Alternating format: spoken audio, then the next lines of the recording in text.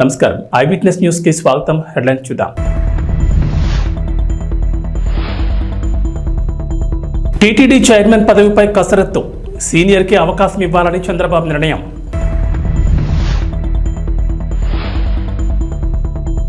Telangana Congress senior నేత ధర్మపురి శ్రీనివాస్ కన్నుమూత, పలువురి సంతాపం.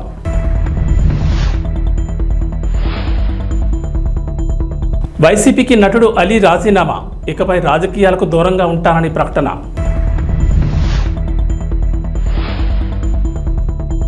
బంగాళాఖాతంలో అల్పపీడనం, ఏపీ తెలంగాణలో పలు జిల్లాలకు ఎల్లో అలర్ట్. ఆంధ్రప్రదేశ్లో కూటమి ప్రభుత్వం అధికారంలోకి వచ్చింది. ముఖ్యమంత్రి నారా చంద్రబాబు నాయుడు మంత్రులు పాలనలో బిజీ అయ్యారు. శాఖల వారీగా సమీక్షలు చేసుకుంటూ అవసరమైన మార్పులు చేస్తున్నారు. కొత్త ప్రభుత్వం అధికారంలోకి రావడంతో నామినేటెడ్ పోస్టులపై తెలుగు తమ్ముళ్లు, జన సైనికులు, బీజేపీ నేతలు ఆశలు పెట్టుకున్నారు. అయితే త్వరలోనే నామినేటెడ్ పోస్టులు భర్తీ చేస్తామని స్వయంగా చంద్రబాబు, టీడీపీ నేతలు, కార్యకర్తల సమావేశంలో క్లారిటీ ఇచ్చారు. పార్టీ కోసం కష్టపడిన వారికే పదవులు ఇస్తామని ఇప్పటికే కసరత్తు చేస్తున్నట్లు తెలుస్తోంది. ఇదిలా ఉంటే టీటీడీ చైర్మన్ పదవిపై మరోసారి చర్చ మొదలైంది. ఈసారి టీడీపీ సీనియర్ నేత, చంద్రబాబు స్నేహితుడిగా పేరున్న నేతకిస్తారని చర్చ మొదలైంది. టీటీడీ చైర్మన్ పదవిపై దాదాపుగా క్లారిటీ వచ్చేసిందని పార్టీ సీనియర్ నేత అశోక్ గజపతిరాజుకు ఖాయమని సోషల్ మీడియాలో చర్చ జరుగుతోంది. అయితే ఆ పదవికి హుందాతనం పెరుగుతుందని, అలాగే ఆయనకు పలు ఆలయాలకు ధర్మకర్తగా కూడా ఉన్నారు. ఆ అనుభవం కూడా కలిసి వస్తుందని భావిస్తున్నారట. అందుకే ఆయన వైపు మొగ్గు చూపారని చెప్తున్నారు. ఆయన పేరు దాదాపుగా ఖరారైందని సోషల్ మీడియాలో టాక్ నడుస్తోంది. అంతేకాదు, అశోక్ గజపతిరాజు పేరు తెరపైకి రాగానే తెలుగు తమ్ముడు కూడా ఆయనైతేనే బాగుంటుందనే అభిప్రాయాలను వ్యక్తం చేస్తున్నారు. మాజీ మంత్రి, సీనియర్ రాజకీయ నేత ధర్మపురి శ్రీనివాస్ కన్నుమూశారు. కొంతకాలంగా అనారోగ్య సమస్యలతో బాధపడుతున్న ఆయన హైదరాబాద్లోని తన నివాసంలో తెల్లవారుజామున 3 గంటల సమయంలో గుండెపోటుతో తుది శ్వాస విడిచారు. డి శ్రీనివాస్ ఉమ్మడి ఆంధ్రప్రదేశ్లో మంత్రిగా, ఎంపీగా, పీసీసీ చీఫ్గా పనిచేశారు. డి శ్రీనివాస్ మరణంపై తెలంగాణ ముఖ్యమంత్రి రేవంత్ రెడ్డి, కాంగ్రెస్ నేతలు సంతాపం తెలిపారు. డిఎస్ 1948 సెప్టెంబర్ 27 జన్మించారు. ఆయన నిజాం కాలేజీలో డిగ్రీ పూర్తి చేశారు. విద్యార్థి సంఘం నాయకుడిగా రాజకీయాల్లోకి వచ్చారు. ఎస్ఎస్యుఐ యువజన కాంగ్రెస్లో పనిచేశారు. 1989లో కాంగ్రెస్ పార్టీ నుంచి నిజామాబాద్ అర్బన్ నియోజకవర్గం నుంచి తొలిసారి అసెంబ్లీకి ఎన్నికయ్యారు. ఆ తర్వాత 1999, 2004లో ఎమ్మెల్యేగా గెలిచారు. 1998లో ఉమ్మడి ఏపీ పీసీసీ అధ్యక్షుడిగా సేవలందించారు. సోనియా గాంధీకి విధేయునిగా గుర్తింపు తెచ్చుకున్నారు. ప్రణబ్ ముఖర్జీ తదితర సీనియర్ నేతలతో సన్నిహిత సంబంధాలున్నాయి. జైపాల్ రెడ్డి, కాసు బ్రహ్మానంద రెడ్డి, కోట్ల విజయభాస్కర్ రెడ్డి, మర్రి చెన్నారెడ్డి, నేదురుమల్లి జనార్దన్ రెడ్డితో మంచి సంబంధాలు కొనసాగించారు. ఉమ్మడి ఆంధ్రప్రదేశ్లో 2004, 2009లో పార్టీ అధికారంలో ఉన్నప్పుడు డిఎస్ మంత్రిగా పనిచేశారు. అలాగే పీసీసీ అధ్యక్షుడిగా అవకాశం దక్కింది. 2013 నుంచి 2015 శాసనమండలి సభ్యునిగా కొనసాగారు. తెలంగాణ రాష్ట్ర ఆవిర్భావం అనంతరం శాసనమండలి విపక్ష నేతగా ఉన్నారు. అయితే రెండోసారి ఎమ్మెల్సీగా అవకాశం రాకపోవడంతో కాంగ్రెస్ పార్టీ అధిష్టానంపై ఆయన అసంతృప్తిని వ్యక్తం చేశారు. సినీ నటుడు అలీ వైసీపీకి గుడ్ బై చెప్పారు. తన రాజీనామా లెక్కను పార్టీ అధ్యక్షుడు జగన్ పంపించారు అలీ. 2019 ఎన్నికలకు ముందు వైసీపీలో చేరారు అలీ. ఆ పార్టీ తరఫున రాష్ట్ర వ్యాప్తంగా ప్రచారం చేశారు. ఆ ఎన్నికల్లో వైసీపీ అధికారంలోకి వచ్చింది. దీంతో అలీకి రాజ్యసభ పోస్టు ఇస్తున్నారని, ఎమ్మెల్సీ పదవి ఇస్తున్నారని వార్తలు తెగ వైరల్ అయ్యాయి. వక్ఫ్ బోర్డు చైర్మన్ పదవిపై కూడా ప్రచారం జరిగింది. అయితే ఆయనకు ఈ పదవులు ఏవి దక్కలేదు. 2022లో అలీని ఏపీ ప్రభుత్వ ఎలక్ట్రానిక్ మీడియా సలహాదారుడిగా ప్రభుత్వం నియమించింది. ఆ పదవిలో ఆయన 2 ఏళ్లు కొనసాగారు. 2024 ఎన్నికల్లో అయినా తనకు ఎమ్మెల్యే అభ్యర్థిగా సీటు వస్తుందని భావించారు అలీ. కానీ ఆ ఆశ నెరవేరలేదు. టికెట్ దక్కకపోవడంతో ఎన్నికల సమయంలో అలీ ఎక్కడా కూడా కనిపించలేదు. తాజాగా ఏపీ కూటమి ప్రభుత్వం పగ్గాలు చేపట్టిన నేపథ్యంలో అలీ వైసీపీని వీడడం చర్చనీయాంశమైంది. బాలనటుడిగా రాణించాక సినిమాలో తన సెకండ్ ఇన్నింగ్స్కి అవకాశం ఇచ్చిన రామానాయుడు కోసమే తాను 1999లో రాజకీయాలు అడుగుపెట్టానని అలీ తాజాగా విడుదల చేసిన వీడియో సందేశంలో తెలిపారు. రామానాయుడు బాపట్లలో ఎంపీగా నిలబడినప్పుడు వచ్చి ప్రచారం చేయాలని కోరడంతోనే టీడీపీలో చేరినట్లు స్పష్టం చేశారు. 20 ఏళ్లు టీడీపీలో కొనసాగి తర్వాత వైసీపీలో చేరినట్లు తెలిపారు. ఇక తనకు అన్నం పెట్టింది తెలుగు పరిశ్రమని అలీ చెప్పుకొచ్చారు. 45 ఏళ్లుగా 6 భాషల్లో 1200 పైచలుగు సినిమాల్లో నటించినట్లు తెలిపారు. తనకు సాయం చేసే గుణం ఉందని, దానికి రాజకీయ బలం తోడైతే మరింత సేవ చేయొచ్చనే ఉద్దేశంతోనే పాలిటిక్స్లోకి వచ్చినట్లు అలీ వెల్లడించారు. తానున్న పార్టీలో ఉన్న నాయకులను పొగడం తప్పితే ప్రతిపక్ష పార్టీలో నాయకులను ఎప్పుడూ తిట్టలేదని క్లారిటీ ఇచ్చారు. ఇకపై రాజకీయాలకే దూరంగా ఉంటానని ఆయన ప్రకటించారు. అందరికీ నమస్కారం. అస్సలాము అలైకుం రహమతుల్లాహి బర్కాతు. మిత్రులారా, 1999లో నేను రాజకీయాల్లో అడుగుపెట్టాను.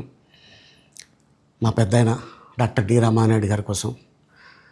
ఎందుకంటే నేను చైల్డ్ ఆర్టిస్ట్ తర్వాత, నేను మళ్ళీ ఒక వయసు వచ్చిన తర్వాత నాకు అద్భుతమైన అవకాశం ఇచ్చి ప్రేమ ఖైదీ అనే సినిమాతోటి మళ్ళీ నా కెరీర్ స్టార్ట్ అయింది చైల్డ్ ఆర్టిస్ట్ తర్వాత.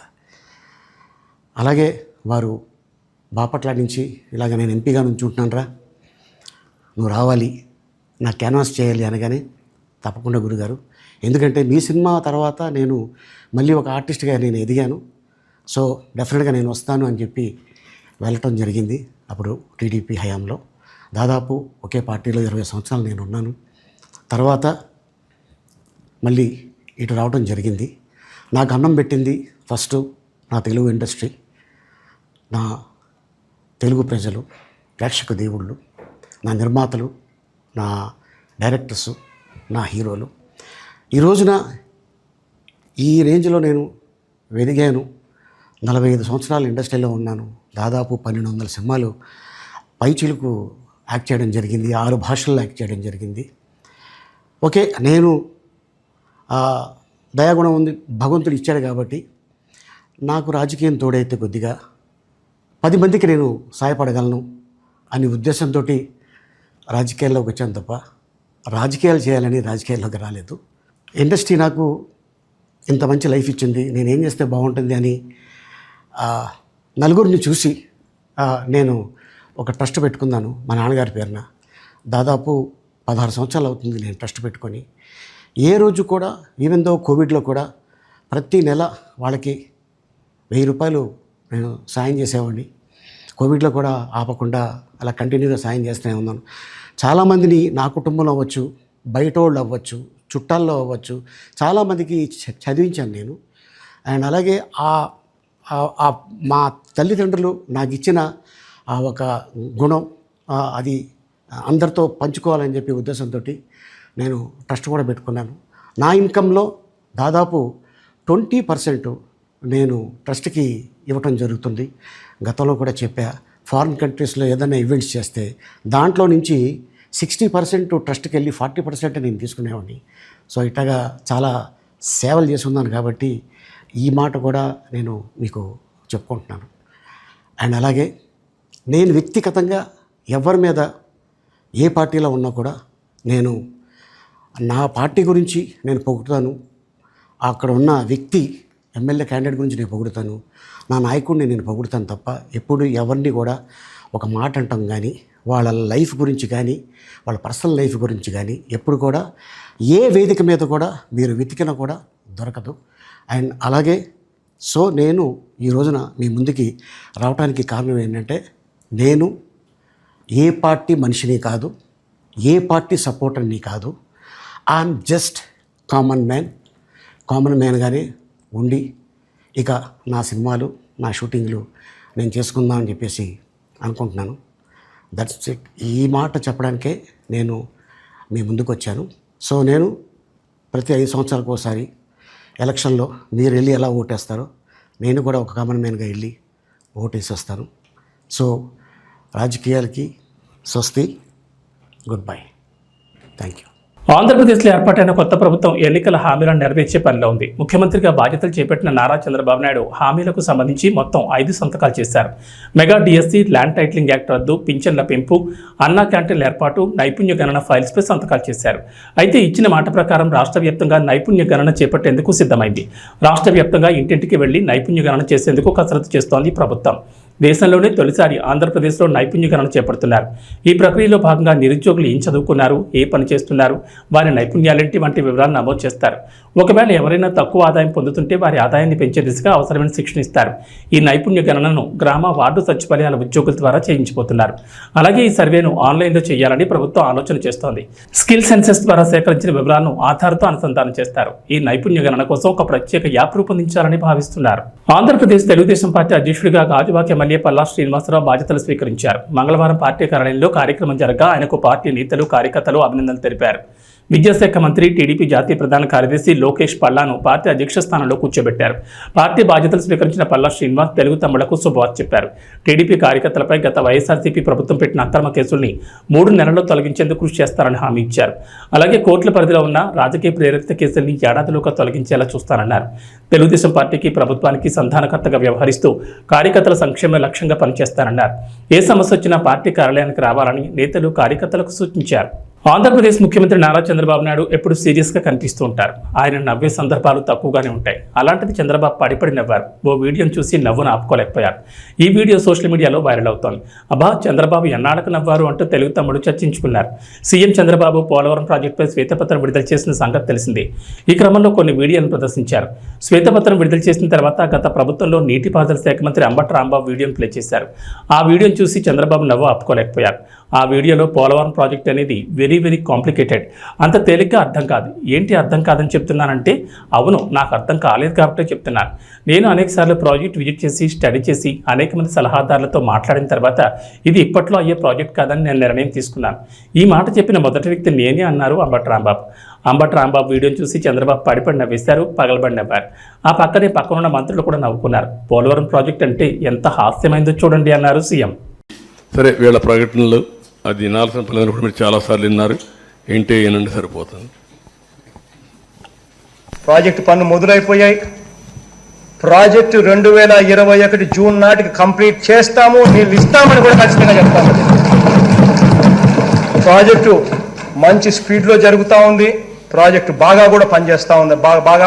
బాగా కూడా వర్కులు కూడా జరుగుతూ ఉన్నాయి. అధ్యక్ష, ఈ ప్రాజెక్టు 1 మినిట్ మీరు అక్కడ మాట్లాడినప్పుడు చూశారు. 2021లో మాట్లాడుతున్నాడు. 2021 అసెంబ్లీలో ప్రాజెక్ట్ స్పీడ్గా జరుగుతుంటాడు. అప్పుడు మునిగిపోయింది. వీళ్ళని ఏం చేయాలంటే వీళ్ళు ముఖ్యమంత్రులుగా పెట్టుకోవడం అనేది మన దౌర్భాగ్యమే కదా. ఇదే అతను మాట్లాడే మాటలు. నెక్స్ట్, ఖరీఫ్ 2022 నాటికి నీళ్ళు ఇచ్చే పరిస్థితి తీసుకొని వస్తానని కూడా ఖచ్చితంగా కూడా చెప్తా ఉన్నాను. ఆ అవరోధాలన్నీ కూడా అధిగమించి ఈ ప్రాజెక్టును 2023 ఖరీఫ్కు కల్లా ఈ ప్రాజెక్టు పూర్తి చేస్తామని చెప్పి చెప్తా ఉన్నాం. సో ఇవన్నీ కూడా అధిగమించి ఇప్పుడు దేవుని వల్ల కొంచెం గాడిలో పడింది. 2025 ఖరీఫ్ కల్లా ఖచ్చితంగా గోదావరి పోలవరం ప్రాజెక్టు పూర్తి చేసి నీళ్లు కూడా పెట్టే పరిస్థితి వస్తుంది. జూలై ఆగస్టులో ఆ వరద 2025 జూలై ఆగస్టులో 41.15 మీటర్లలో నీళ్లు పెట్టే పరిస్థితి కూడా ఇది ఈ పోలవరం ప్రాజెక్ట్ అనేది వెరీ కాంప్లికేటెడ్. అంత తేలిగ్గా అర్థం కాదు. ఏంటి అంత అర్థం కాదని గట్టిగా చెబుతున్నానంటే నాకు అర్థం కాలేదు కాబట్టి. నేను అనేక సార్లు విజిట్ చేసి స్టడీ చేసి అనేక మంది అడ్వైజర్తో మాట్లాడిన తర్వాత నేను నిర్ణయం తీసుకున్నా, ఇది ఇప్పుడు పూర్తయ్యేది కాదు అని చెప్పిన మొదటి వ్యక్తిని నేను. విన్నారు కదా ఎంత హాస్యం అయిపోయిందో. తెలంగాణ రాజకీయాల్లో ఆసక్తికర పరిణామాలు చోటు చేసుకుంటున్నాయి. బీఆర్ఎస్ పార్టీకి వరుసగా సాకులు తగులుతున్నాయి. ఒక్కొక్కరిగా బీఆర్ఎస్ ఎమ్మెల్యేలు కాంగ్రెస్ కూటికి చేరుకుంటున్నారు. మొన్న పోచారం, నిన్న సంజయ్ కుమార్, ఈరోజు కాళీ యాదయ్య కాంగ్రెస్ కండువా కప్పుకోగా ఈ పరిణామాలపై బీఆర్ఎస్ అధినేత మాజీ సీఎం కేసీఆర్ ఆసక్తికర వ్యాఖ్యలు చేశారు. బీఆర్ఎస్ పార్టీని వీడి దొంగలతో కలిసే వాళ్ల గురించి బాధ లేదని కేసీఆర్ అభిప్రాయపడ్డారు. తెలంగాణ రాష్ట్రాన్ని సాధించిన తమకు ఇది ఒక లెక్కన అన్నారు. కోరుట్ల, జగిత్యాల నియోజకవర్గాల నుంచి వందలాదిగా తరలివచ్చిన కార్యకర్తలు, నేతలతో కేసీఆర్ సమావేశమయ్యారు. ఈ సందర్భంగా మాట్లాడిన కేసీఆర్, పార్టీయే నాయకులను తయారు చేస్తుంది తప్ప నాయకులు పార్టీని ప్రభావితం చేయలేరని కేసీఆర్ అభిప్రాయపడ్డారు. అప్పుడైనా ఇప్పుడైనా నాయకులను తయారు చేసుకుంది పార్టీని అని, మెరికల్ లాంటి యువ నేతలను పార్టీ సృష్టిస్తుందని తెలిపారు. రెట్టించిన ఉత్సాహంతో ప్రజల ఆకాంక్షలకు అనుగుణంగా పనిచేద్దామని కార్యకర్తలకు సూచించారు. బీఆర్ఎస్ శ్రేణులకు ప్రస్తుత పరిస్థితులు ఒక లెక్క కాదని, ఒకరు పోతే 10 మంది నాయకులను పార్టీ తీర్చిదిద్దుతుందని కేసీఆర్ చెప్పుకొచ్చారు. బీఆర్ఎస్ పార్టీలో వరుస షాకులు తగ్గుతున్నాయి. ఒకరి తర్వాత ఒకరిగా గులాబీ పార్టీ ఎమ్మెల్యేలు కారు దిగి కాంగ్రెస్ కండువా కప్పుకున్నారు. ఇటీవలే మాజీ స్పీకర్, బాన్స్వాడ ఎమ్మెల్యే పోచారం శ్రీనివాస్ రెడ్డితో పాటు జగిత్యాల ఎమ్మెల్యే డాక్టర్ సంజయ్ కుమార్ హస్తంగుట్టుకు చేరుకోగా ఇప్పుడు మరో ఎమ్మెల్యే కూడా కాంగ్రెస్ తీర్థం పుచ్చుకున్నారు. చేవెళ్ల ఎమ్మెల్యే కాళీ యాదయ్య కాంగ్రెస్లో చేరిపోయారు. ఢిల్లీలో సీఎం రేవంత్ రెడ్డి కాళీ యాదయ్యకు కండువా కప్పి పార్టీలోకి ఆహ్వానించారు. దీంతో బీఆర్ఎస్ నుంచి కాంగ్రెస్ పార్టీలో చేరిన ఎమ్మెల్యేల సంఖ్య 6కు చేరింది. అయితే మొన్ననే వికారాబాద్ జిల్లాలో ఎమ్మెల్యే కాళీ యాదయ్యకు ఎమ్మెల్సీ పట్నం మహేందర్ రెడ్డికి మధ్య గొడవ జరిగిన విషయం తెలిసిందే. వికారాబాద్ జడ్పీ కార్యాలయం ప్రారంభ కార్యక్రమంలో ఇద్దరి మధ్య వాగ్వాదం జరిగింది. అసంపూర్తిగా ఉన్న భవనాన్ని ప్రారంభించిన వెంటనే పట్నం మహేందర్ రెడ్డిని చేవెళ్ల ఎమ్మెల్యే యాదయ్య నిలదీశారు. దీంతో ఇద్దరు నేతల మధ్య మాటల యుద్ధం నడిచింది. మధ్యలో కలెక్ట్ చేసుకున్న అసెంబ్లీ స్పీకర్ గడ్డం ప్రసాద్ కుమార్ ఇద్దరిని సముదాయించారు. దీంతో గొడవ అక్కడితో సద్దుమణిగింది. భద్రాద్రి కొత్తగూడెం జిల్లా ఇల్లందుపాడు ప్రాథమిక పాఠశాలలో విధులు నిర్వహిస్తున్న ఉపాధ్యాయుడు కాల్వ సుధాకర్ ప్రతిరోజు మద్యం తాగి వచ్చి విద్యార్థులను బూతులు తిట్టేవాడు. సుధాకర్ వేధింపులు భరించలేక ఆయనను క్లాస్ రూమ్ లో బంధించి తాళం వేశారు. సార్ మేము ఈ స్కూల్ ఉన్నప్పటి నుంచి ఒకటే తాగుతాండు, రోజు తాగుతాండు, బండి అక్కడ నుంచి ఇక్కడ ఊగుతా ఉంటది, ఎప్పుడు చూసినా తిరుగుతా ఉంటాడు, కూకి బూతుమాట తిరుగుతా ఉంటాడు, ఏ పడితే నోటికి వచ్చినట్టు వాగుతా ఉంటాడు సార్.